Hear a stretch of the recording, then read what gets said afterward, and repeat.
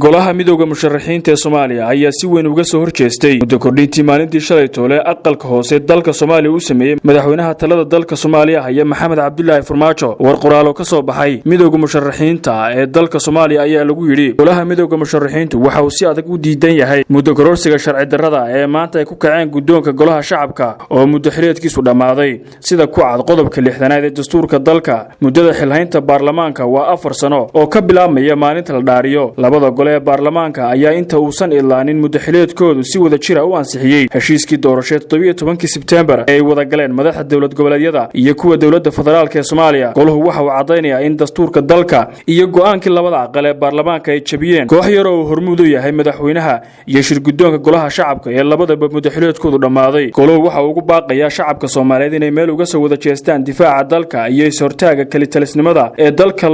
dalka lagu burburinayo wuxuuna goluhu bogaadinayaa talaabada uu qaaday taliyihii ciidanka booliska gobolka Banaadir General Saadiq Cumar Xasan oo iska diiday amarada guracan ee danta dalka ka soo horjeeda goluhu waxa uu cadeynayaa in heshiiskii doorashada 17 September uu yahay kan ugu haboon ee dalka doorasho looga qaban karo waxaana ugu baaqaynaa dawlad goboleedyada iyo dawladda federaalka ee Soomaaliya ee muddo xiliyeedkeedu dhamaaday inay miiska wada hadalka dib ugu soo noqdaan si loo dhaqan geliyo heshiiskii 17 September goluhu waxa uu beesha caalamka uga mahad celinayaa dadaalada aan kala go'al lahayn ee ay ku jirto dawlad dhiska iyo sidoo kale nabadeynta Soomaaliya waxaan ugu baaqaynaa beesha caalamka inay tilaabo ka qaado shakhsiyaadka halista ku ah deganaanshaha iyo xasiloonida Soomaaliya ayaa lagu yiri warkan qoraalka ee ka soo baxay midowga musharaxiinta ee Soomaaliya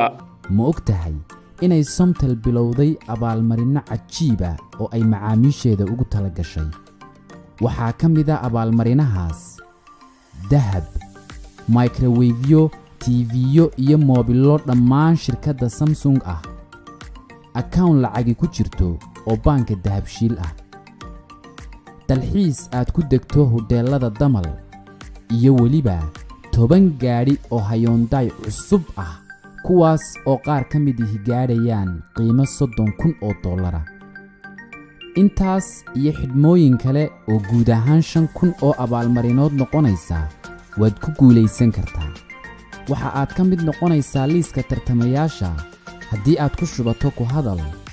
ama aad ku shubato internet ama aad tahay qof ka ganacsada ku shubashada ama aad tahay qof u adeegsada dahab qaab shakhsi ah iyo qaab ganacsi ah ka qaybgal macmiil oo ka mid noqo guuleystayaasha si aad u hesho xog intan ka badan fadlan garaac 333 ama 111